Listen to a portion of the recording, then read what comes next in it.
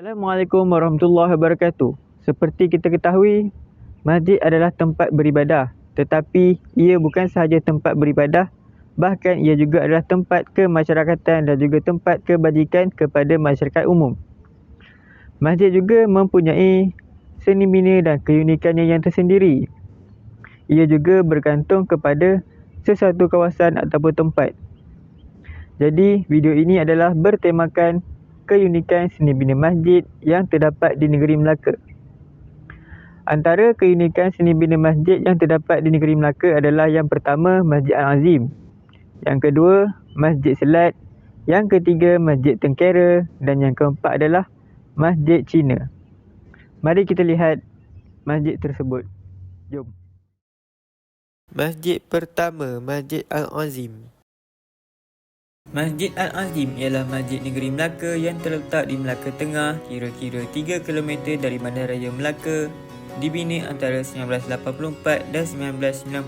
Masjid ini telah dirasmikan oleh Yang di-Pertuan Agong ketika itu, Sultan Azlan Shah pada Julai 1990. Gaya seni bina Masjid Al-Azim ialah kebangkitan neo-vernacular yang luar biasa, atau lebih tepatnya kebangkitan sino-elektrik. Istilah elektrik sino-vernacular menunjukkan bahawa terdapat pengaruh Cina dalam gaya seni bina vernacular yang digunakan untuk mengekspresikan sebuah masjid di rantau ini pada masa itu. Gaya kebangkitan elektrik sino-vernacular Masjid Al-Azim dipertontonkan dengan gaya bumbung piramid 3 lapis yang melambung tinggi seperti mana-mana gaya masjid sino-elektrik yang terdapat di Melaka.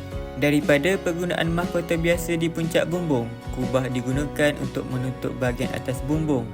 Kubah kecil berwarna kuning hemisfera ini berbeza dengan ketara daripada bahagian atas mahkota yang biasa digunakan untuk memahkotai bumbung piramid 3 tingkat di banyak masjid bersejarah di Melaka. Gaya kubah yang sama pada bumbung utama juga boleh didapati mendahului menara masjid setinggi 57 meter. Menara ini berbentuk pentagon untuk menandakan 5 rukun Islam yang wajib. Masjid kedua, Masjid Selat. Masjid Selat Melaka kelihatan terapung di celah-celah ombak yang bergelora di selat terpanjang dan paling sibuk di dunia. Keindahannya yang menawan dan mempersonakan adalah gaya kebangkitan pasca moden. Seni bina Masjid Selat adalah hasil gabungan seni bina moden, pengaruh seni bina Timur Tengah dengan gaya elektrik, sino-vernacular dan prinsip tradisional masjid di Melaka. Masjid ini dibina tepat pada air pasang tinggi supaya kelihatan terapung. Di sekeliling ruang dalaman, terdapat dek perimeter penghubung yang panjang yang menyediakan akses kepada pengunjung untuk mengelilingi masjid untuk menikmati pemandangan laut di sekelilingnya. Masjid ketiga, Masjid Tengkera. Masjid Tengkera terletak di daerah Tengkera, kira-kira 200 meter dari pantai Selat Melaka. Di pekarangan masjid tersebut terdapat menara berbentuk pagoda.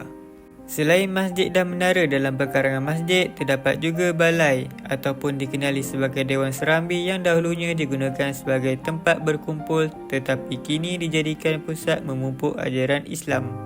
Bahagian utama masjid yang dititik beratkan dalam pembinaan masjid ini ialah bumbungnya.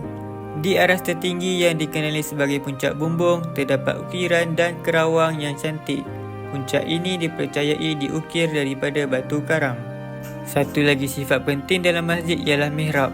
Di sisi mihrab terdapat mimbar tempat imam menyampaikan khutbah.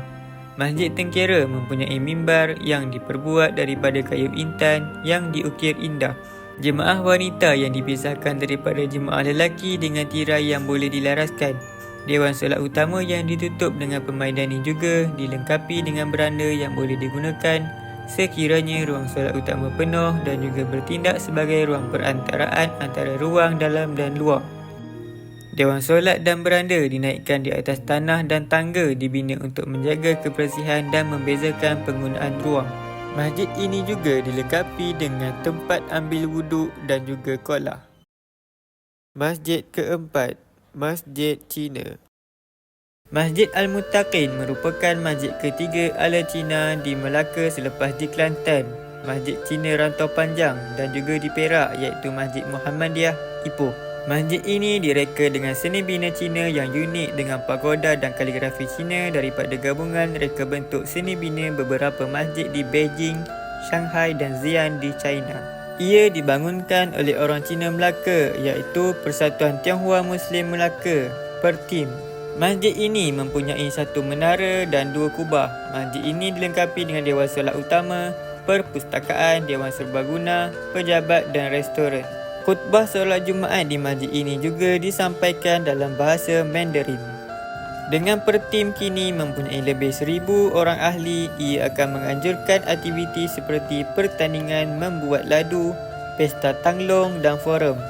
Masyarakat Cina Muslim akan dibangunkan dengan kedai dan gerai dan tempat ahli komuniti boleh berkongsi budaya dan amalan Cina mereka yang kaya.